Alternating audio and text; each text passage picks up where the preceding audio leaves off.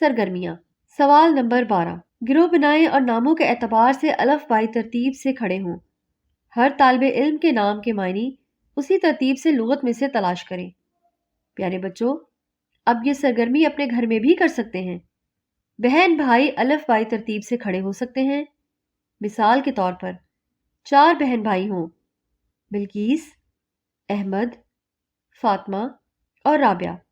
بہن بھائی الف بائی ترتیب سے اس طرح کھڑے ہوں گے: پہلے احمد، پھر بلقیس، پھر رابعہ اور آخر میں فاطمہ۔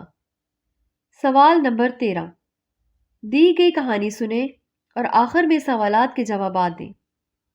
پیارے بچوں، آپ نے کتاب بند کر دینی ہے اور کہانی توجہ سے سننی ہے۔ میں کہانی پڑھوں گی، آخر میں کہانی سے متعلق آپ سے سوالات پوچھوں گی۔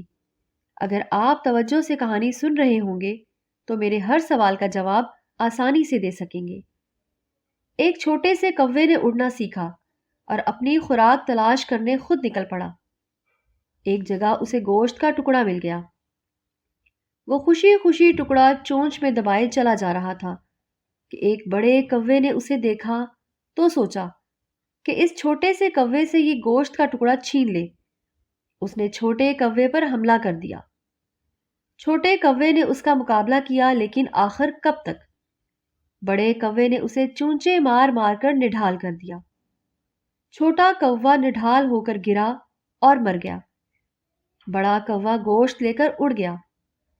ایک بھوکی چیل نے جو کوے کو گوشت کا ٹکڑا لے جاتے دیکھا تو سوچا کہ میں بھوکی ہوں اور یہ ٹکڑا مجھے اس سے چھین لینا چاہیے۔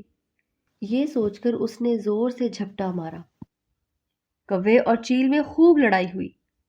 کوا ہار گیا اور زمین پر گر کر مر گیا۔ اب وہ ٹکڑا چیل کے قبضے میں تھا۔ اتنے میں زوردار آندھی آئی۔ چیل کی چونچ سے ٹکڑا چھوٹ گیا اور کہیں دور مٹی میں مل گیا۔ الف، بڑے کوے نے گوشت کا ٹکڑا کیسے حاصل کیا؟ ب، کوے سے چیل گوشت کا ٹکڑا چھیننے میں کیوں کامیاب ہوئی؟ جیم، کیا چیل نے گوشت کا ٹکڑا کھایا؟ دال، اس کہانی سے ہمیں کیا سبق ملتا ہے؟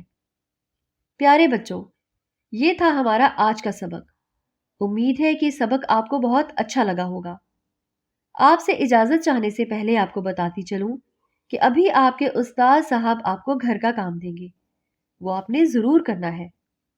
ہاں، اس سے پہلے وہ سبق کا اعادہ بھی کرائیں گے تاکہ آپ کو سیکھی گئی باتیں یاد آ جائیں۔ انشاءاللہ اگلے سبق میں پھر ملاقات ہوگی۔ اللہ حافظ۔